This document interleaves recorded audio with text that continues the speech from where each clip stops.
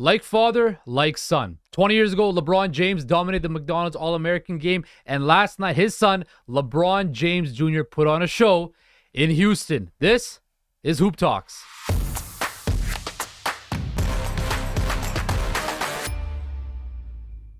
What is up, everybody? Welcome to Hoop Talks. Justin Pooni here with Noor Zainab and Jelani Goodridge-Reid. Guys, last night in Houston, Texas, not North Texas, Houston, Texas. Right. LeBron James Jr. at the 46th annual McDonald's All-American game.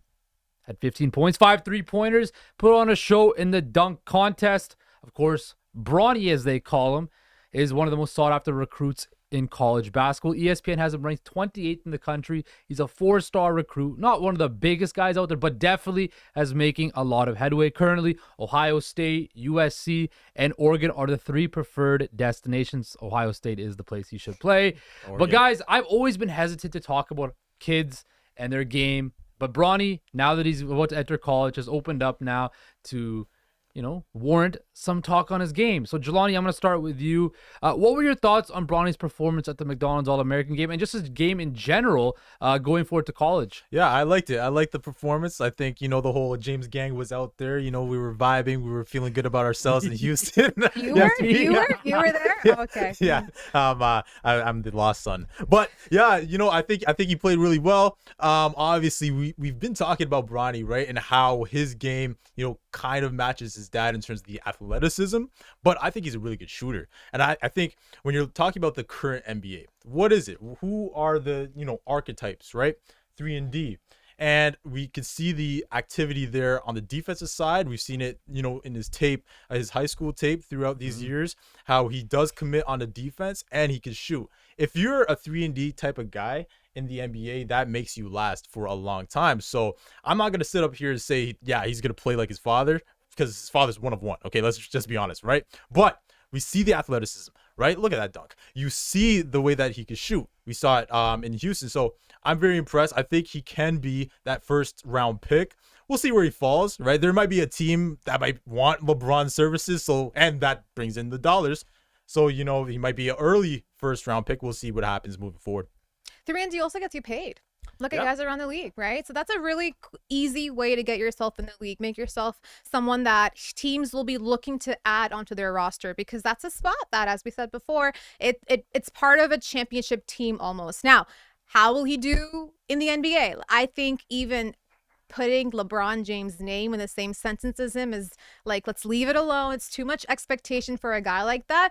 But I think he's got the right tools to be a good NBA player. I wouldn't say best. I wouldn't say the only best, but I would say a good NBA player. And the reason for that is he has a lot of energy for his size, and he has a lot of aggression for his size too, based off of his dunks. A guy like that whose height is that as well, but if he's able to go and show that much strength behind what he can do in the paint, that's going to be a good future. And I think, look, he's not going to be his dad. There's never be another LeBron James. We're all excited. Not going to be his dad, by the way, guys. He's not going to be. Look, his dad is 6'8", Bronny's 6'3", right? Even if Bronny grows to 6'4", right? His dad's like 260 pounds, run like the wind. Like, he's not physically built like his dad, right? But the fact that you've seen him, he's been under the spotlight now for the last couple of years. Ever since LeBron's been to LA, he's been playing at Sierra Canyon. He's gotten a lot more exposure, but you're seeing his game get better and better and better, to the point now where, he's in a hot commodity. And even a couple of weeks ago, they said, he could be a top 10 pick in the NBA draft in 2024, where I said,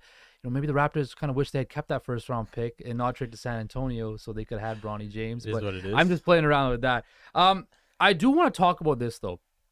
NIL deals and college players making money now. Bronny, right, has not declared to a college yet. He has, again, Ohio State should be the place to go. But, he's got 12.7 million followers on social media. Jeez. Guess how much? That's Noor numbers right there. His NIL value is $7.2 million of endorsement money.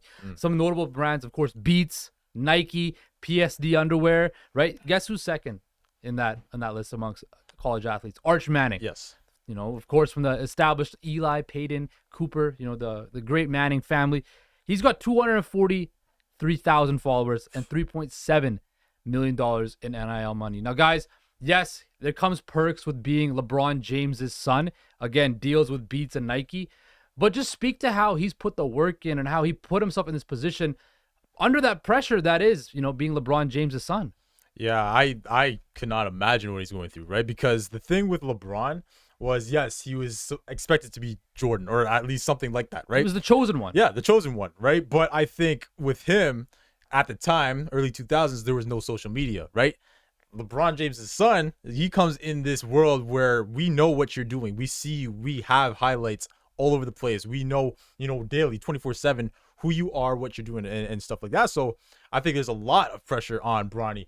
And I do think, though, people, like we said previously, he's not going to be LeBron. He's not going to be his dad. But I do think, though, if he does manage to get in the league, the pressure is going to be there, right? Because they're gonna expect something from him, right? So I do give him a lot of credit for trying to be, trying to get through whatever he's going through, because I know a lot of naysayers, a lot of people come after him, trolls and stuff like that, but he's still managing to make his own way, because LeBron and Savannah, the only thing they could do is put him in the right situation. He has to prove it, and he's been proving it so far. Also, to his credit, for him to actually follow through with basketball, knowing that his dad is the best in the world, or could be one of the best, greatest that we've ever seen play basketball, right? So knowing that kind of pressure and knowing what conversations will be had, knowing the headlines that will be made, he's still like, I'm going to go in the league. I think he knows he won't be as great as his dad, but he's willing to still put in the work, still be that guy, cancel out the noise, and not really ride his dad's coattails. Like, I feel like he's doing everything in his power to still make himself be the player on his own.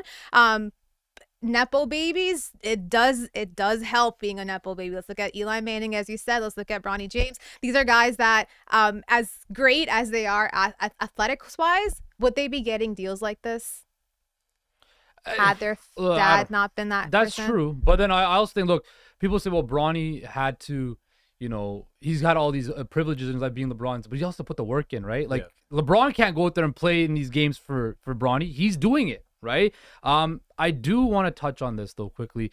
The pressure. I like how he's, he does his own thing. He plays his game differently. He wears number 0, doesn't wear number 6 or 23, right? He plays a different position, but his name is LeBron James Jr., right? So that pressure is going to come regardless. I want to ask you guys 2 separate questions, quickly, 30 seconds.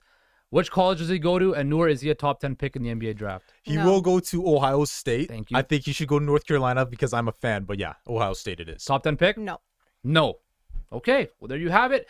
That has been it for Hoop Talks for Noor Zainab and Jelani Goodridge. I've been Justin Pooni. Take care, everybody, and we will see you later.